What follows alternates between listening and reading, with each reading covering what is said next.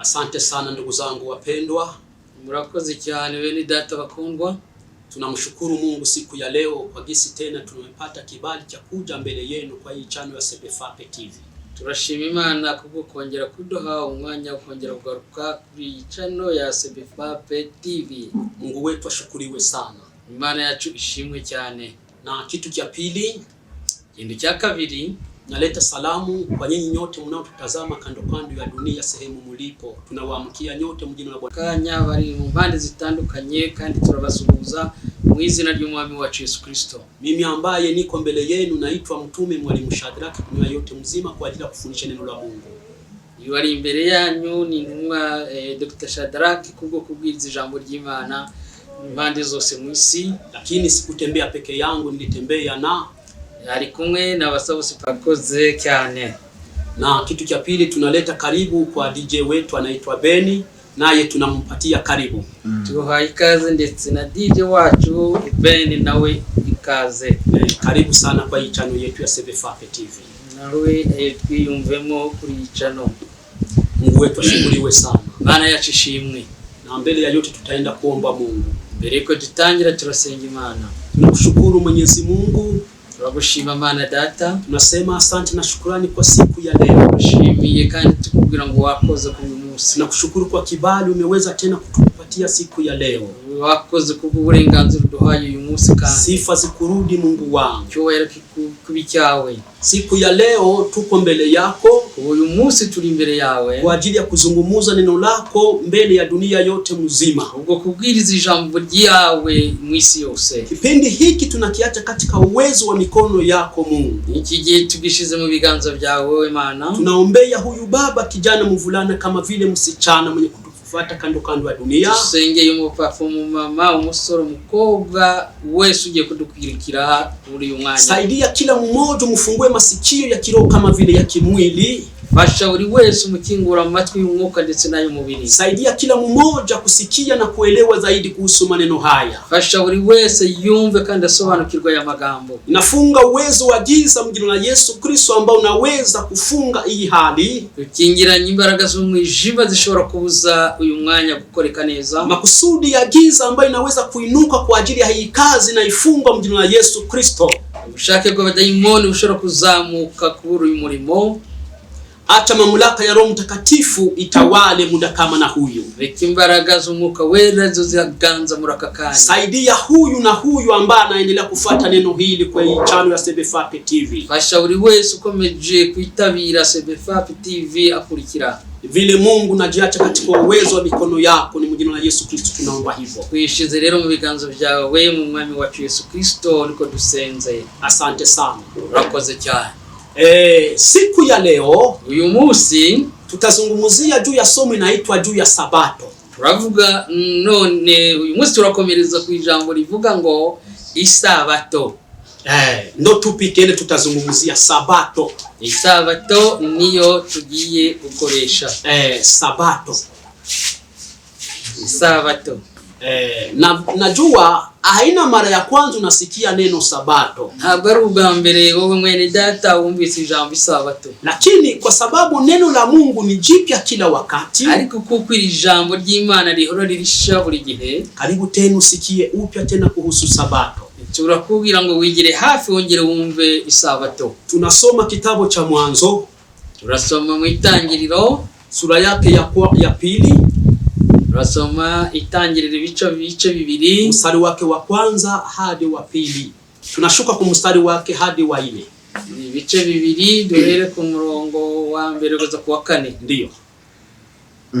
Mureke dusome. Ndiyo. Yego, ibice bibiri murongo waho wa 4. Ndiyo. Aravuga ngo uku niko kuremwa kw'ijuru n'isi. Yego. Ubwo byaremwaga ku munsi w'Uwiteka Imana yaremyemo isi n'ijuru. Yego. Kandi akatsi kose ko ku gasozi kari kataraba ku isi, n'ikiremwa cyose cyo mu gasozi cyari kitararuka. Unaanzia ku mstari wake wa kwanza wahereye ku murongo wa mbere wa kabiri, igice cya kabiri umurongo wa mbere. Katuzamuka hejuru kwa mbere. Ijuru n'isi n'ibirimo byinshi byose ndiyo birangira kuremwa ku munsi wa karindwi. Imana irangiza imirimo yakoze, iruhuka ku munsi wa karindwi imirimo yayo yose yakoze. Imana iha umugisha umunsi wa karindwi, iraweza kuko ari we Imana yaruhukiyemo imirimo yakoze yose. Kuri 4 haravuga ngo aho uko niko ego harahagije. Urakoze cyane. Yego murakoze. Asante sana. Sabato ndo somo tutazungumzia leo. Nicyo cyigisho cy'uyu munsi. Sabato maana yake nini? Ese sabato ni iki? Sabato tunaenda kukuta maana yake pumziko. Usanze rero isabato bisobanura kuruhuka. Ndio maana ya sabato. Nibwo busobanuro bwa sabato. Na aliyeanzisha sabato ni Mungu, kandi uwatangije igisabato ni Imana. Tulisema kama twavuze yuko Biblia nasema aseme Mungu alitumika muda wa siku 6. Biblia ivuga ko Imana yakoze imirimo mu minsi 6. Mu siku ya 7 ariko mu munsi wa 7 Mungu akajikuta na maliza ile kazi alikuwa anatumika. Imana yisanga yarangije imirimo yose yakoze mu minsi 6. Wakati alijikuta na maliza ile kazi alikuwa anatumika ya kuumba, yisanze rero muri ya misi iyo kurema yose 6 irangiye, ndio Mungu akapumzika. Noneho iraruhuka. Ni kusema aliyekuwa wa kwanza kutumika ni Mungu. Ibisobanurwa rero ngo umuntu wa mbere watangije gukora ni Imana, na aliye wa kwanza kupumzika ni Mungu vile. Ndetse niwo bayi wa mbere kuruhuka ni Imana. Sabato maana yake kupumzika. Sabato rero bisobanura kuruhuka. Na aliyepumzika wa kwanza ni Mungu. Kandi wabashije kuruhuka bwa mbere ni Imana. Iyo ndio maana ya sabato. Kwa nibwo busobanuro bwiza bwa sabato. Hapa ni kukotea Mungu. Rero ni mu ruhande rw'Imana. Alafu ku watu abantu rero, huyu Mungu ambaye alianzisha sabato, Imana yatangije isabato wakati liumba mtu, igihe yari mu mtu wa kwanza Adamu, ariwe Adamu muntu wa mbere, ilimuumba yamuremye. Kama tunasoma mu kitabu cha Mwanzo sura yake ya 2 mstari wake wa 7, nkuko tubisanga mu itangiriro ibice 2 umurongo wa 7. Inasema nini pale haraka? Reka adusomere itangiriro sura yake ya 2 mstari wake wa 7. Ibice 2 umurongo wa 7. Ndiyo.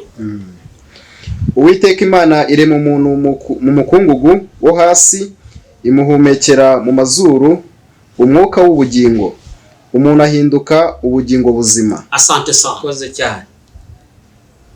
Mungu anatengeneza mtu wa bulongo. Imana ibumba umuntu w'igitaka. Wakati alimutengeneza, ikimara kumubumba, anampeleka fasi ambayo alimtayarishia. Nifata wa muntu mujyana aho yamuteguriye. Ile fasi alimtayarishia ni fasi gani? Ese aho hantu yamuteguriye ni he? Inaitwa shamba la Edeni. Yitwa ngo mu ngobyi ya Edeni. Mu kitabu cha Mwanzo tena, turengeye kureba mu itangiriro sura yake ya 2 mstari wake wa 15. Ni ibice 2 umurongo wa 15. Ndiyo. Tangiriro ibice 2 umurongo wa 15. Uwiteka Imana ijyana wa muntu imushyira muri iyo ngobyi yo muri Edeni ngo ahingire ibirimo ayirinde. Okay. Turakoze. Mungu anaweka ule mtu mshamba la Edeni ili aichunge na kuilima. Yifata wa muntu imujyana muri ya ngobyi ya Edeni kugira ngo akore ibintu bibiri, abashe kuragira cyangwa kurinda uyu murima ndetse no guhingira uwo murima. Ni kusema huyu Adamu mshamba la Edeni alikuta Mungu alishatayarisha kila kitu. Nisobanurwa rero ngo uyu Adamu yasanze Imana yaramuteguriye buri kintu cyose muri Edeni. Na wakati alimfikisha Mungu mule, kandi igihe Imana yamugezagamo, alimupatia sheria. Imana yisimuha amategeko. Alimwambia hivi, iramubwira iti, hii ni fasi yako, aha hantu nahawe, lakini ariko shika sheria yangu. Umvira amategeko yanjye. Sheria yangu ni hii. Amategeko yanjye nayo. Mwa hii miti kawaida, muri ibi biti bisanzwe, matunda yake kula, imbuto zabyo ndaziguha bizirye. Lakini kuna muti ingine ina majina 2. Ariko harimo ikindi giti gifite amazina 2. Ni muti wa kujua kizuri na kibaya. Icyo giti ni igiti kimenyesha ikibi n'ikiza. Tunda la ile mtu sikule. Rero urubuto rw'iki giti ntukarurye, maana siku utakula utakufa. Uko nuramukuriye kuri urwo rubuto rw'iki giti no gufuzafa. Ile ndo amri Mungu alipatia ule mtu. Iryo ni ryo tegeko Imana yahaye Adamu. Mu kitabu cha Mwanzo sura ya 2 mstari wake wa 16-17. Mu bice bibiri mu Itangiriro 16-17. Ndio. Bice bibiri 16-17 Itangiriro. Uwiteka Imana yamutegeka iti, ku giti cyose cyo muri iyo ngobyi ujye urya imbuto zacyo uko ushaka, ariko igiti cy'ubwenge bumenyesha icyiza n'ikibi ntuzakiryeho, kuko umunsi wakiriyeho no gupfa uzapfa. Amen. Amen. Ndio amri Mungu alipatia mtu. Iryo ni ryo tegeko Imana yahaye umuntu. Adamu na mkewe Eva balipewa hii amri. Adamu n'umugore we Eva bahaye iryo tegeko. Banaanza kuishi mshamba la Edeni. Noneho bakomeza kuba muri yango bya Edeni. Ile wakati balikuwa mshamba la Edeni, muri iki gihe bari batuyemo hano muri Edeni, habakuwa banateseka, nta mibabaro, nta miroho bari bafite, habakuwa banachoka, nta kunanirwa bari bafite. Kula kwa jasho hakukuu wako, kurya wibiza icyuya nta byabagaho, kugonjwa hakukuu wako, nta burwayi bwahabaga, kufa hakukuu wako, no gupfa nta urupfu rwahabaga. Hii magonjwa yote ya kusema watu wanagonjwa haikukuwa mu Edeni. Izi ndwara zose ziri abantu barwara ntizigeze zigaragara muri Edeni. Juu ya nini? Ese kuki? Kwa sababu balikuwa pamoja na Mungu Sabato. Kubera ko babanaga n'Imana Sabato, balikuwa mu mapumziko, kuko bari bararuhutse. Lakini huyu mtu wa Adamu, ariko uyu muntu witwa Adamu, siku moja, umunsi umwe, akakosea sheria ya Mungu, yica itegeko ry'Imana, akakula ile tunda, arya rwa rubuto. Kitabu cha Mwanzo Itangiriro kandi sura yake ya 3, Itangiriro n'ibice 3, mstari wake wa kwanza uhere ku murongo wa mbere hadi mstari wake wa 9. Turagarukira ku 9. Inasema nini? Inzoka yarushaga uburiganya inyamaswa zo mu ishyamba zose Uwiteka Imana yaremye. Ibaza uwo mugore iti, ni ukuri koko Imana yaravuze iti, ntimuzarye ku giti cyose cyo muri iyi ngobyi? Uwo mugore arayisubiza iti, imbuto z'ibiti byo muri iyi ngobyi twemerewe kuzirya, keretse imbuto z'igiti kiri hagati y'ingobyi n'iz'Imana yatubwiye iti, ntimuzazirye, ntimuzazikoreho, mutazapfa. Iyo nzoka ibwira umugore iti, gupfa ntimuzapfa, kuko Imana izi yuko ku munsi mwaziriyeho amaso yanyu ahweza, mugahindurwa nk'Imana, mukamenya icyiza n'ikibi.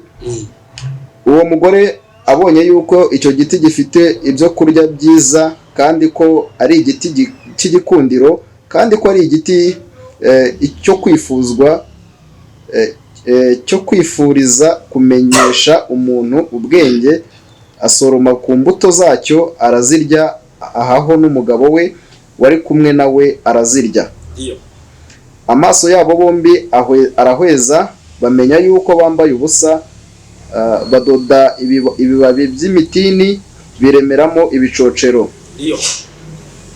Bumva imirindi y'Uwiteka Imana igendagenda muri ya ngobyi mu mafu ya nimunsi.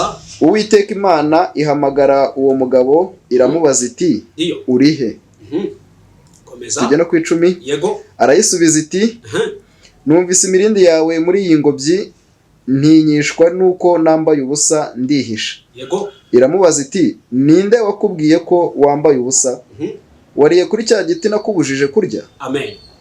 Uwo mugabo arasubiza ati, umugore wampayeho ngo tubane, niwe umugore wampaye ngo tubane, niwe wampayeho ngo ndye kuri izi mbuto z'icyo giti, nanjye ndazirya. Urakoze cyane. Hagarara. Yego. Unaona mtu rero mtu anakosea sasa ile sheria Mungu alimupatia. Umuntu yishe itegeko Imana yamusigiye.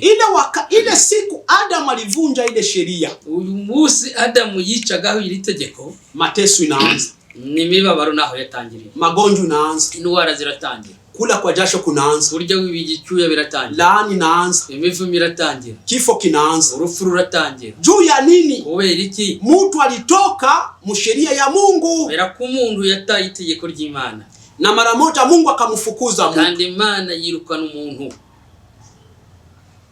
Mungu akamfukuza mtu. Imana yirukana umuntu. Kitabu cha Mwanzo Subira mu Itangiriro sura yake ya 3 mstari wake 22 na 24. Ni ibice 3 22 na 24. Ndio. Yego. Itangiriro. Nasema kitabu cha Mwanzo sura yake ya 3 mstari wake 22 24. Yego. Ibice bibiri 22 na 24. Bice bitatu. Ibice bitatu. Ibice bitatu 22 na kabiri. 24. Yego. Yego. Uwiteka Imana iravuga iti, dore uyu muntu ahindutse nk'imwe muri ya mitwe kubyo muri twe, ahindutse nk'imwe yo muri twe kubyo kumenya icyiza n'ikibi, noneho atarambura ukuboko agasoroma no ku giti cy'ubugingo akarya akarama iteka ryose. Nicyo cyatumye Uwiteka Imana imwirukana muri ya ngobyi muri Edeni kugira ngo ahinge ubutaka yavuyemo. Amen. Amen. Amen. Unaona, nyuma ya mtu kukosea sheria ya Mungu, nyuma yuko umuntu yishe itegeko ry'Imana, mtu banamfukuza. Umuntu yarirukanwe. Mtu anatoka mbele za Mungu. Umuntu ava imbere y'Imana. Banamfukuza, alishaingia mu michoko. Ariko yirukanwa amaze kwinjira mu miruho. Banamfukuza, alishatoka mu maisha ya raha ya bila kuteseka. Yirukanwa amaze kuva mu buzima bwiza bwo gutahangayika. Njoo wakati mateso ilianza kwa kiumbe mwanadamu. Ni wakati mtu alikosea sheria ya Mungu. Aho niho mibabaro yatangiye ku mwana w'umuntu, ni igihe yicaga itegeko ry'Imana. Na mpaka leo, no kugeza uyu munsi, batu wote ku dunia, abantu bose kwisi, hakuna mtu mwenyeko mu mapumziko. Nta muntu urongeye gusubira kandi kuruhuka ku mubu buzima.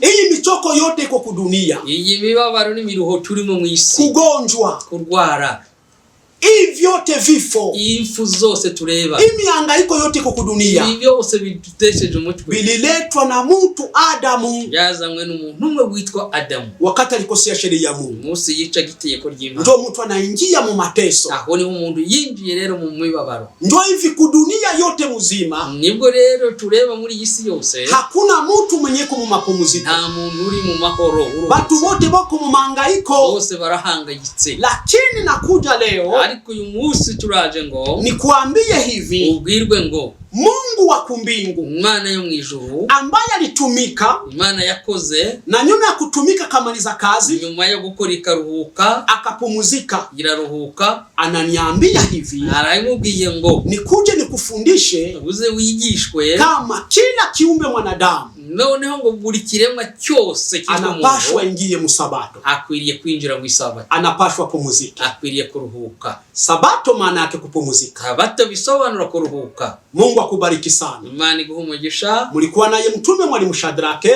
mwari kumwe na Mwalimu Shadrake ku dunia yote kwa ajili ya kufundisha neno la Mungu. Uriho kubwiriza ijambo ry'Imana ku isi yose. Tuonane tena baadaye. Twongere mukanya. Mungu awabariki. Imana ibahe umugisha.